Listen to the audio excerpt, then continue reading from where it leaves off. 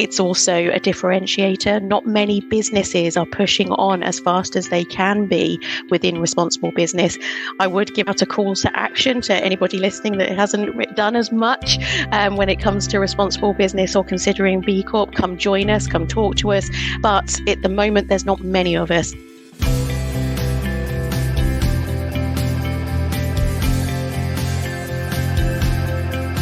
Hello everyone, and welcome to the Student Lawyer podcast series. Whether you're at school, sixth form, university, thinking about a career in law, or exploring law careers, you're in the right place.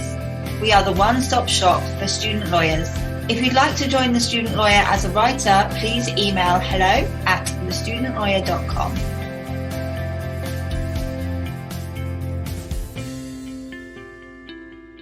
This episode is sponsored by the University of Law. The University of Law offers a range of undergraduate and postgraduate courses and master's degrees alongside an award-winning pro bono clinic, so you can build up your legal experience while studying. And their experienced career service will enable you to put your best foot forward when launching your legal career. The courses are employment focused and based on real legal practice, so you'll be better prepared for the workplace. Part-time and online study options are available so you can work and study at the same time. Click the link in the description box of the podcast to find out more about the courses on offer. Welcome to the Student Lawyer podcast series. My name's Camilla and I am a second seat trainee solicitor at Shakespeare Martineau, and I will be your host for today.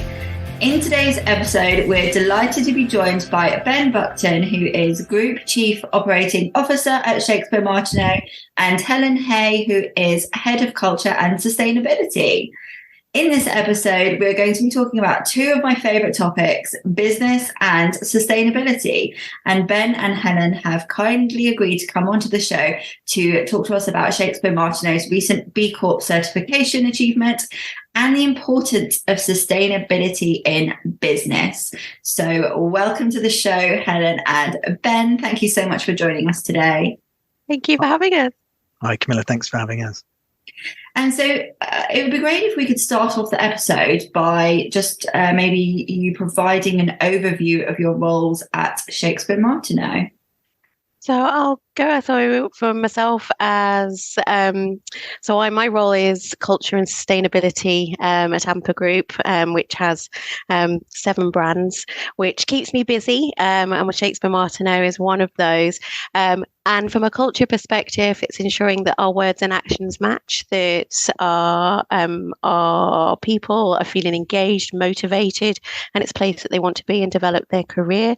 And from a sustainability perspective, that all of the actions that we're taking as a purpose-led business are being truly lived, and that is lived within our responsible business agenda in the actions that we're taking towards our people, our communities, and also our planet.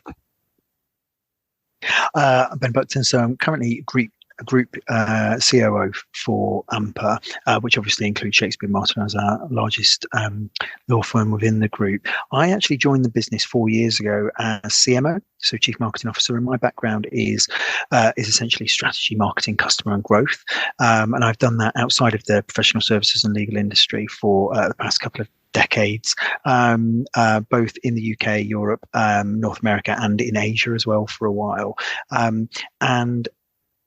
My role within the group is around how do we create the right strategy, but how do we deliver that strategy? So how do we have the right strategy for growth of our people, growth of our client base, and growth of our organisation?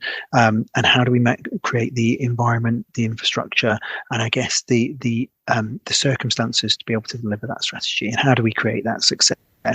And we as an organisation make sure that we are trying to balance all of the decisions that we make, thinking from the inside out and the impact on our people as much as the impact on our client. Well, you're obviously doing a fantastic job given that Shakespeare Martineau recently achieved B-Corp status and as part of the Ampa Group. So congratulations on that. I wondered if you could perhaps explain to me and listeners exactly what B-Corp means for those who are unfamiliar with the certification. Sure, and thank you so much for our congratulations. It really does mean a lot. A B Corp organization, so a for benefit corporation, is an organization that is for purpose-led, for-profit organizations where they are recognized for how they are excelling in their standards for their governance and also in regards to their standard and treatment of their people, their clients, their communities, and also the impact that they're having on the planet. It's a very rigorous accreditation to be able to go through, and it's one of the highest, if not the highest, accreditation that you could receive as an organization in recognition of your impact, not only within those 5 areas, but the impact of how you run your business as a for-purpose and for-profit business. Thank you for that explanation, Helen. And why did Shakespeare Martineau and Ampa decide to get B Corp certified, and what did the process entail? Well, it's a process, that's for sure. And this has been a journey that we've been on for quite a long time. And it actually started pre-B Corp as well. So as an organisation in Shakespeare Martineau, we've always been committed to doing good business. And when we undertook our strategic review about 4 years ago, as I was joining the firm, one of the things that we really circulated back to was our purpose as a group. And we defined that as unlocking potential for our people so that they can do it for their clients, and so that together we can change the world of business for good.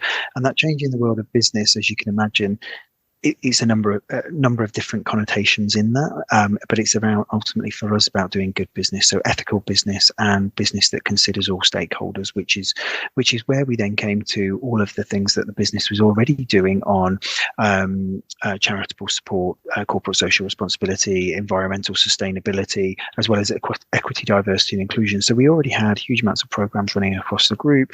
A lot of those were born from the inside out, so it was passionate people that wanted to drive forward reform, change and improvement in those areas across the group. So there was loads of great stuff going on, but what we really wanted to be able to do was encapsulate that as a group and give us that guiding light and that shining star that we could really say this really helps capture who we are as an organisation. And it was through this strategic review and actually through partners across the firm that we uncovered B Corp, which was somewhat more unknown those 3-4 years ago as a brand in itself and what it truly meant. And so we undertook some investigations as to what that was, what that would mean, and how that might match what we were already doing as a firm and as a group, and the pledges that we had made and the commitments that we had made to change. And we saw that as actually a really good articulation of who we are, but also who we want to be. And being a B Corp isn't the end of a journey, it's very much a start of a journey. And if I go back to the start of the journey, it was, right, we think this is something that we want to do. This is something that we want to achieve for the group, but we see it as part of our journey and part of where we want to get to. And thank God we did, because it took us years to get there. And that's not because we had a lot of things that we had to change in the organisation. It's because the process is so intense and it is so rigorous, and they need evidence and need to look at everything across the organisation to truly ensure that our words and our actions meeting and that we're doing what we said we would do. So we decided to embark on the process to get certified because it matched our beliefs, it matched the ambitions of the organisation, and it was very much in line with our purpose. But that journey has very much only begun right now, Camilla, in terms of we've got that certification, but our ambitions continue to be very high.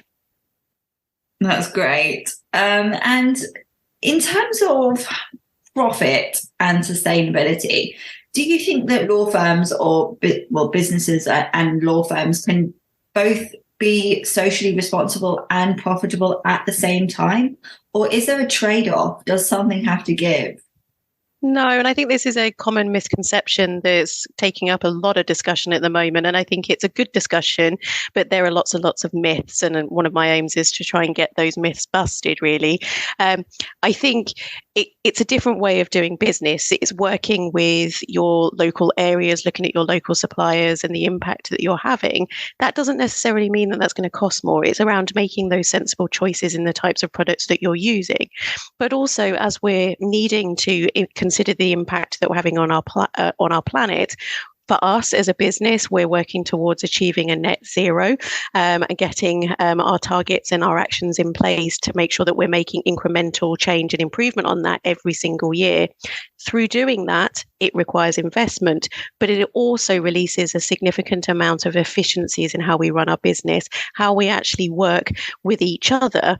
It's just a different approach. So I think in terms of once you see the full picture of not only are these the actions that are needed to be able to be a more responsible business, consider the impact of those, because those wider impacts that they have on your business and how you operate, there will absolutely be efficiencies that when you see that bigger picture, they will balance. I think in the short term, you need to be open to considering that investment and when that will be able to flow through in terms of the balance, as you say, Camilla.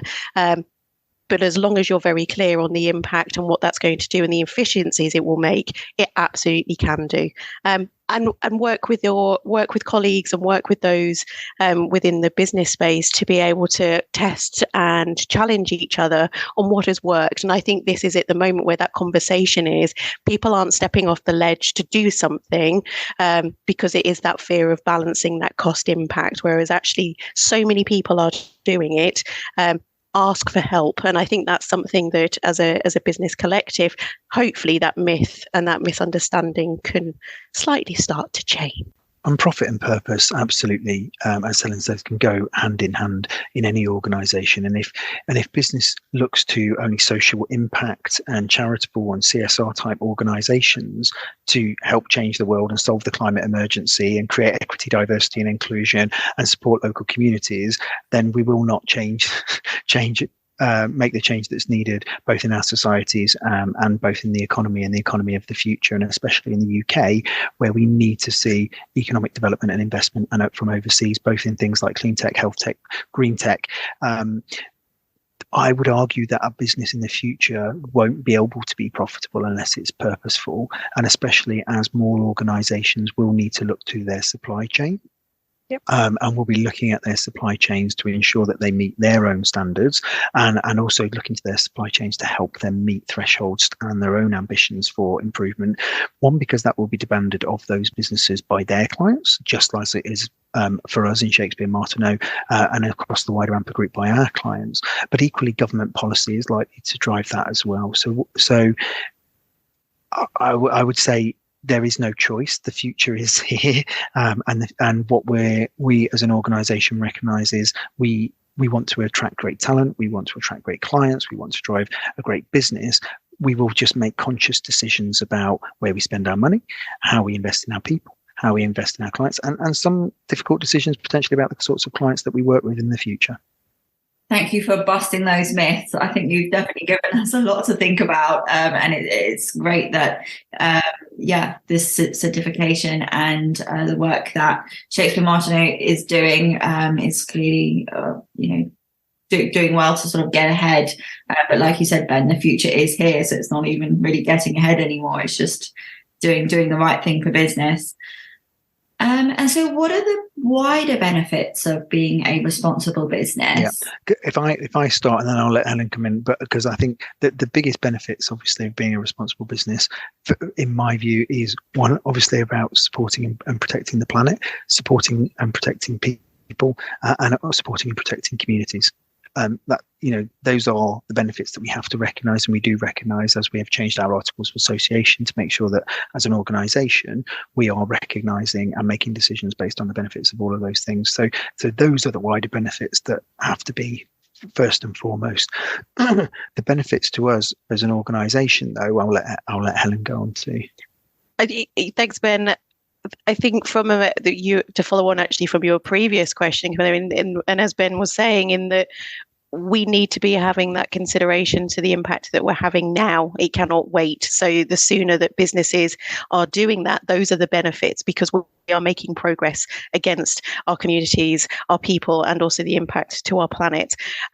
I think firstly, within Shakespeare Martineau, our people, there's a huge significant benefit. People, more and more so, I think, there's argument to say Gen Z are very, very passionate. I think we feel it, but I don't think they're the only ones. I think all of our people are very, very passionate passionate about having purpose. And I think that's something that is inherently built in us, but it's also been amplified even more so through COVID in wanting to be able to consider the impact we have, consider and care for those, and do more work within our communities. And by us being a responsible business and providing the opportunities we do within our local communities, enables our people to be able to do so and get involved in such a variety of different things, whether it's mentoring early careers, giving routes for progression for individuals that may not be finding it easy to be able to get into law, and some of the industry challenges that we do sadly still have, and we're still busting to break those down as quickly as we can do with the work that we do, versus taking time to be able to look at the impact that we're having within our communities and supporting those in need, whether it's providing time or whether it's providing our skills. And that is something that's a huge opportunity and a draw for our people to be able to have that. In turn, as also putting our skills into play every single day in the roles that we do. From another perspective, our clients. So our clients really value the fact that we are a purpose-led organisation. It's always inherently been within the culture at Shakespeare Martineau. I think being recognised as a B-Corp organisation and amplifying the work that we've been doing as a responsible business has been truly felt within our client community. I think it's also a differentiator. Not many businesses are pushing on as fast as they can be within responsible business. I would give out a call to action to anybody listening that hasn't done as much when it comes to responsible business or considering B Corp. Come join us, come talk to us. But at the moment, there's not many of us, and our clients are truly, truly valuing that importance that we're placing on it. It's not just about business and solving some of the really tough challenges that they have. They are looking for more. Our next challenge is on our suppliers, and actually how we can work with those. And again, we've seen a huge amount of support in how we can support them on some of their challenges. But I think there's a huge opportunity for even more. I think, Camilla, we could probably talk for hours about the benefits of being a responsible business, and the pages could write themselves. But I think ultimately, what it takes for an organization is to truly believe in their heart that they need to do things differently, and we do at the core of the organization believe that we need to do things differently and make different decisions. And I think, if I look across the sector, there are firms that have put themselves forward for things like B Corp, or put themselves forward for other, I guess, kind of thresholds or things that they want to be known for, and then pulled back because they've realised it's too hard, and actually they have to make some difficult decisions. And I think it's the bravery to make some of those tough calls or what will set some businesses apart from others. Definitely. And avid readers of Legal Cheek will notice perhaps that the firm was nominated for the most eco-friendly firm at the Legal Cheek Awards 2023, and it also has a star rating on Legal Cheek for eco-friendliness. So, I mean, we've touched on this a little bit already in the previous questions and answers, but those recognitions alongside the B Corp status seems like Shakespeare Martineau is doing all the right things. Is that it now? Are we done? Well, are we there? Not at all. I mean, we're virtual high-fiving because it's great to get that recognition, and which is brilliant. Yeah. But as we said before, there's a huge amount to be done. I don't know, Hels, if you want to touch on the environmental plan. Yeah, it's phenomenal to be recognised, and I think we can sometimes, because we are so ambitious, our work is not done. It's really not done, and we do have to pinch ourselves and celebrate the moments where we are nominated to be recognised, as you say, Camilla, from the awards that we've got. And I think it does remind ourselves of the progress that we have made. The things that we do need to do is reducing the amount of carbon and how we can achieve net zero. We are striving to achieve that as much as possible by 2030, and looking at the challenges that we face and where we can't achieve that, and how we can work closely with those things that we cannot control, because there are certain aspects. And I think that's where, as a business, that's a challenge that's going to be ahead of us for the next 20 years or so. And I think some of those things can be around the investment that we can have into our properties, the investment in the types of energy that we use, usage that we have, or the education of our people in how we get to some of our hubs. How do we best collaborate? There is a world out there in terms of different use of electric energy and the type of energy and the usage that we use. And as we are going and reforming as a society, we need to keep pace with that. So that's why I can never be complacent that there needs to be more in terms of the types of tech and the types of systems that we use, but also some of the behaviors that we're applying in our own lives as well, and some of the things that we can also do to make a change. And as a law firm, print less. Which we have made significant inroads on, but yeah. And the firm's goal is to become a top 30 law firm by 2025 and to double in size. What are the sustainability challenges that the firm faces due to its rapid growth ambitions, and how is it overcoming these challenges? Many and varied, but obviously with rapid scaling, obviously there comes potential issues and challenges, especially because some of our growth will come from M&A. In theory, our organic growth should actually just be should just add to our environmental credentials, because if we're getting the right systems, processes, digital enablement in place to enable less paper, more energy efficiency, we're investing in our offices and our office environments, want to make them make sure that they're as energy efficient and climate neutral as possible, but equally we're making sure that we're investing in the tools and the support for our people to make sure that they can work on screen, avoid printing, etc., etc., etc. We're also trying to make sure that we that any travel is purposeful, and the like. The thing with rapid growth through M&A, which is a part of our strategy, we're very focused on the right types of M&A, and as you can imagine, as a responsible business, a huge amount of ensuring like-mindedness, cultural alignment, and making sure that those organisations will support that B-Corp journey that we've been on as well. But naturally, with any smaller firms that might be joining us, they might have older office environments, they might have legacy systems. So what that means is it's a challenge in itself, but it's not in the sense of what we're doing is we then create a platform for those businesses to be able to catch up and to be able to use what we've created and the benchmarks that we've set, and to be able to use that, whether that be technology, systems, processes, office environments, whatever that might be. We then help those teams as they come and join us to reach those goals and hit those milestones at the same time. There are many other challenges involved, but we're highly conscious of them as in the decisions that we make, and it comes back to exactly what we were saying before. When you make decisions, you make conscious decisions, and you don't just think about the profit, you don't just think about the top line, you're thinking about the wider impact. And what can we expect to see next from Shakespeare Martineau and or the Ampa Group? I think what next when it comes to Shakespeare Martineau and responsible business is shortly in early May, we'll be publishing our impact report. So the progress that we've been making in the last 18 months against our responsible business ambitions, and also publishing our ambitions and goals for the next 3 years that will proactively counter the challenges that Ben has described that we will be continuing to face.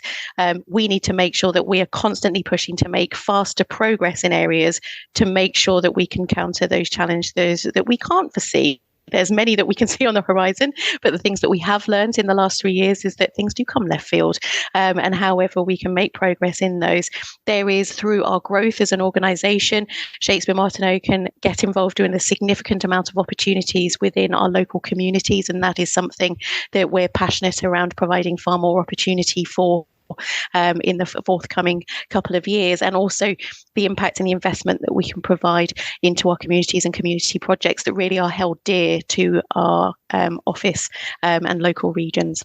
The other things that we're doing, and you can expect to see from us, is working with clients. So a huge amount of work with clients on their journeys, their responsible business journeys, and that might be the ambition to become a B Corp, as we have become, and supporting them in that quest, but it could be as simple as just helping them on things like their ED&I strategy, helping them understand kind of the things that we have done and that they can do in terms of their environmental sustainability. One of the commitments as a B Corp is it is a movement, and part of that movement is to bring others with you, and whether that's to reach the kind of the level of attainment that we have in terms of a certification, whether it's just to be better.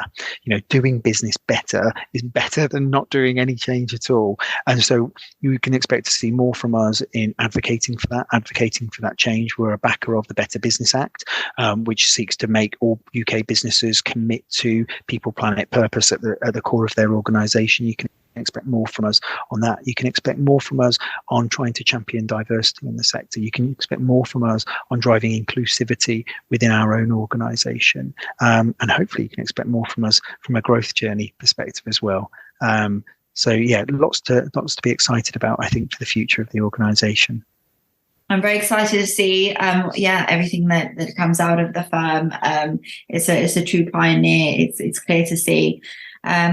Well, thank you so much, Helen and Ben, for joining us on the Student Lawyer podcast. I've learned so much about business and sustainability, and I'm sure that our listeners will have as well. So, yeah, thank you for sharing your knowledge and explaining more about what the firm's been up to. It's been very interesting. Thank you. Thank you. Really enjoyed the conversation. Thank you. And thank you to all of the listeners for tuning in. And please don't forget to follow us on whatever platform that you're listening to the podcast on. And we will see you in the next one. Goodbye.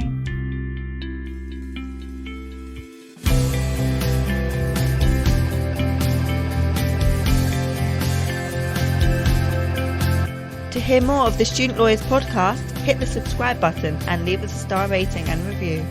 If you would like to join the Student Lawyer as a writer, please email hello@thestudentlawyer.com.